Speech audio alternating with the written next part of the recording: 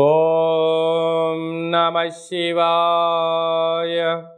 ఓం నమో నారాయణాయ. ఓం శ్రీ నరదృష్టి నివారణ కాల భైరవాయ నమో నమః. ఓం సూర్య అరిష్టేతు సంప్రాప్తే సూర్య పూజాంచ కారయేత్. సూర్య ధ్యానం ప్రవక్ష్యామి ఆత్మదోషపీడోప ఉపశాంతయే. హరి ఓం. మా ఛానల్కి స్వాగతం. చూస్తున్న వీక్షకులకు ప్రేక్షకులకు ప్రియ కాళభైరవ భగవద్బంధులకి స్వాగతం పలుకుతూ మమ్మల్ని ఎంతగానో ఆదరిస్తూ ఉండబడినటువంటి ప్రియ సోదరీమణులకు సనాతన ధర్మ సంరక్షకులకు వీక్షకుల అందరిపైనను సూర్య భగవానుడి యొక్క ఆశీస్సులు ఉండాలని నిత్యము అందరినీ ఆయురారోగ్యాలుగా కాపాడాలని కోరుకుంటూ 17వ తారీఖు 12వ నెల 2023 నుండి 14 జనవరి 2024 వరకు ఏడాది తర్వాత ధనుసు రాశిలో సంచారం చేయనప్పుడు ఎలాంటి ఫలితాలు ఉంటాయో సవివరంగా సంపూర్ణంగా తెలుసుకుందాం. వృశ్చిక రాశి వారికి రవి భగవానుడు ధనుసు రాశిలో ఏడాది తర్వాత సంచారం చేయనప్పుడు ధనావాకు కుటుంబ స్థానంలో రవి భగవానుడు సంచారం చేయనప్పుడు ఎలాంటి ఫలితాలు ఉంటాయో ఈ వీడియోలో సవివరంగా సంపూర్ణంగా క్లుప్తంగా తెలుసుకుందాం. వృశ్చిక రాశిలో ఏ నక్షత్రాలు వస్తాయనగా విశాఖ నక్షత్రంలోని చివరి పాదం 4వ పాదము, అనురాధ నక్షత్రంలోని 4 పాదాలు, జ్యేష్ఠ నక్షత్రంలోని 4 పాదాలు కలిపితే వృశ్చిక రాశి. వృశ్చిక రాశికి అధిపతి కుజుడు.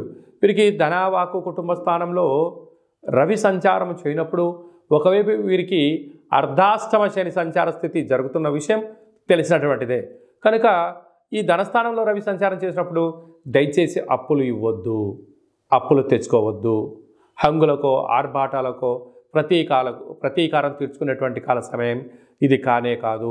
ఇలాంటి కాల సమయంలో మౌనం, ప్రశాంతత, పెద్దవారి మాట వినడం, సత్కర్మ చేయవ సత్ఫలిత అన్నట్టుగా మీరు మంచి కార్యక్రమాలు చేయడం వల్ల మంచి ఫలితాలు మీకు వచ్చే పరిస్థితి ఉంటుంది. ఆవేశానికి వెళ్ళినా, అనర్థాలకు వెళ్ళినా, చెప్పుడు మాటలు విన్నా ధనం పోతుంది, సమయం పోతుంది, అనారోగ్యం మీకు వెంటాడుతుంది, మీ యొక్క ధనము ప్రమాదాలు పొంచి ఉన్నాయి. తస్మాత్ జాగ్రత్త. కనుక మీ జన్మ నక్షత్రం వద్దున అష్టమి పూర్ణిమ అమావాస్య తిథుల ఎందున మౌనం, దూర వాయు ముఖ్యమైన ప్రయాణాలు వాయిదా వేసుకొని ఉత్తమోత్తం. సాఫ్ట్వేర్ ఉద్యోగస్తులు, వ్యవసాయ సోదరీమణులు, గృహ భవన నిర్మాణ కార్యక్రమాలు చేసేటువంటి వారు, అనేక రంగాల వారందరికీ కూడా ప్రత్యేకమైన శ్రద్ధ అవసరం అని చెప్పి గుర్తుపెట్టుకోవాలి. గృహంలో నివసించే అందరిపైనను సూర్య భగవానుడి యొక్క ఆశీస్సులు ఉండగలగాలి అన్నట్లయితే ప్రధానంగా సూర్యుడు ఆరోగ్యకారకుడు, ఆత్మకారకుడు, పితృకారకుడు.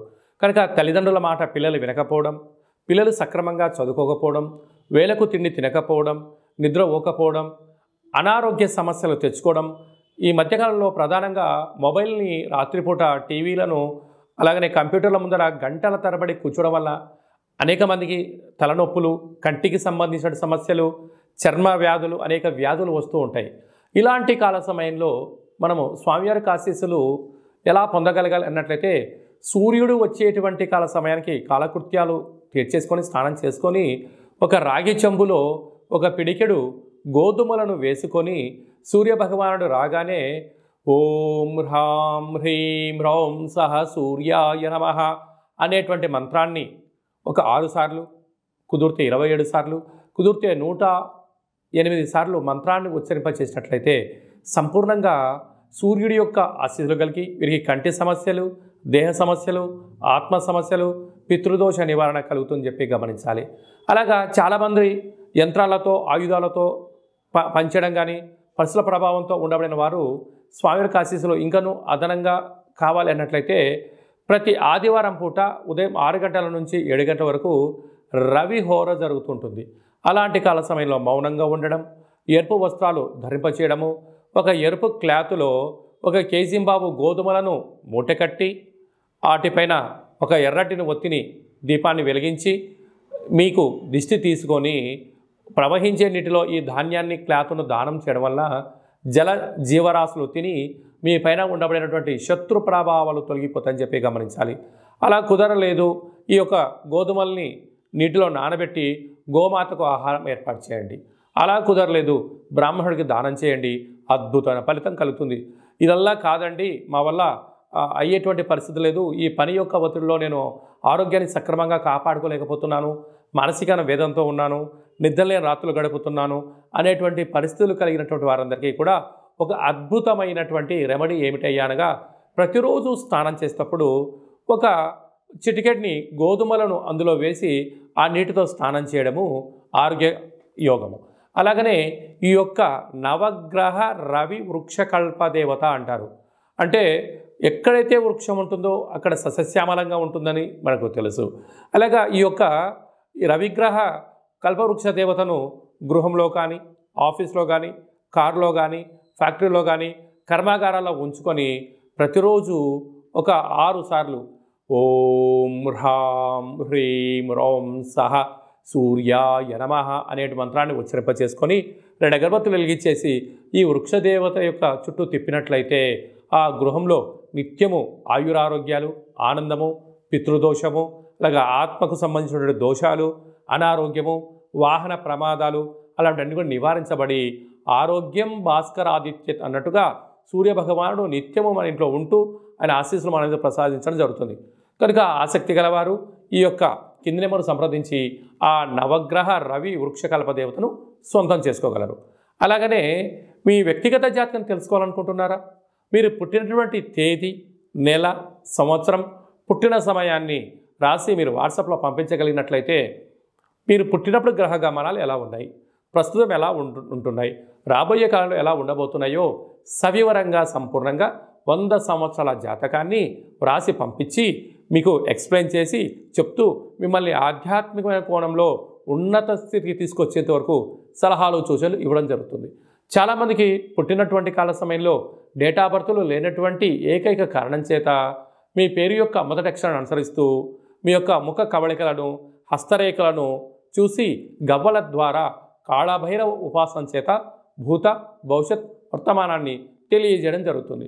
అలాగా మీ అబ్బాయికి కానీ అమ్మాయికి కానీ ఎంతగా చూసినా పెళ్లి సంబంధాలు కుదరడం లేదా, ఎందుకు కుదరట్లేదు, ఎలాంటి అబ్బాయిని ఎలాంటి అమ్మాయిని వరుడుగా వధువుగా తెచ్చుకోవాలి, మరి యొక్క వివాహ జాతక పొంతనలో ఎలా ఉంటుందో మీకు సవివరంగా సంపూర్ణంగా కూడా తెలియజేయడం జరుగుతుంది. అలాగనే వివాహమైన దంపతులు తరచుగా గొడవ పడడం, 490 కేసులు పెట్టుకోవడం, కోర్టు సమస్యలు ఎక్కడం అలాంటి పరిస్థితులు ఉండబడిన వారు మీ యొక్క పేర్లు పంపించినట్లయితే ఆ పార్వతీ పరమేశ్వరులాగా మీరు నిత్యము కలిసి ఉండడానికి ఆధ్యాత్మిక సలహాలు సూచనలు జరుగుతుంది. అలాగా మీకు కలిగినటువంటి సంతానం కలిగినటువంటి మీ యొక్క పిల్లలకు ఏ రోజు పుట్టారు, ఏ మాసంలో పుట్టారు, ఏ నక్షత్రంలో పుట్టాడు అనేటువంటి వారి యొక్క పేర్లను ఆధ్యాత్మికమైన నామాలుగా మీకు మంచి అంటే పేర్లో వైబ్రేషన్స్ ఉండేటువంటి రైజింగ్ పేర్లు ఉండేటువంటి పేర్లను కూడా మీకు సజెషన్ చేయడం జరుగుతుంది. అలాగనే కాళభైరవ మంత్ర సాధన చేయాలనుకుంటున్న వారు కానీ, కాళభైరవ మంత్ర ఉపాసన చేయాలనుకుంటున్న వారు మన యొక్క దేవాలయంలో ఆధ్యాత్మికమైనటువంటి మీకు మంత్ర ఉపదేశాన్ని కూడా చేయడం జరుగుతుంది. ఆసక్తి గలవారు ఈ కింద నెంబర్ సంప్రదించి అపాయింట్మెంట్ తీసుకొని సంప్రదించగలిగినట్లయితే మీకు ఆధ్యాత్మిక సలహాలు సూచనలు ఇవ్వడం జరుగుతుంది. కనుక ఏడాది తర్వాత ధనుసు రాశిలో రవి భగవానుడు సంచారం చేయనప్పుడు అందరికీ నిండు నూరేళ్ల ఆయురారోగ్యాలను, మనశ్శాంతిని, ఆరోగ్యాన్ని ప్రసాదించాలని కోరుకుంటూ ఆశీర్వచనం. ఓం శతమానం భవతి శతాయ పురుష సతేంద్రియ ఆయుష్యేవేంద్రియే ప్రతిష్టతి ధనం ధాన్యం బహుపుత్రలాభం శత సంవత్సరం దీర్ఘమాయు నిత్యం సూర్యనారాయణ దేవత అనుగ్రహ ఆయురారోగ్య ఐశ్వర్య ప్రసాద సిద్ధిరస్తు. ఈ వీడియో మీకు నచ్చినట్టయితే లైక్ చేయండి, షేర్ చేయండి, మా ఛానల్ని సబ్స్క్రైబ్ చేసుకోండి. మేము చేస్తున్న ఆధ్యాత్మిక వీడియోలు అందరికన్నా ముందుగా మీరు చూడాలి అన్నట్టయితే గంట సింబల్ ప్రెస్ చేయండి, అలానే బటన్ కూడా తెలియచేయండి. ఈ భక్తి సమాచారాన్ని భగవద్బంధులకు, మిత్రులకు, స్నేహితులకు చేరవేసి సూర్య భగవానుడి యొక్క ఆశీస్సులు పొందండి.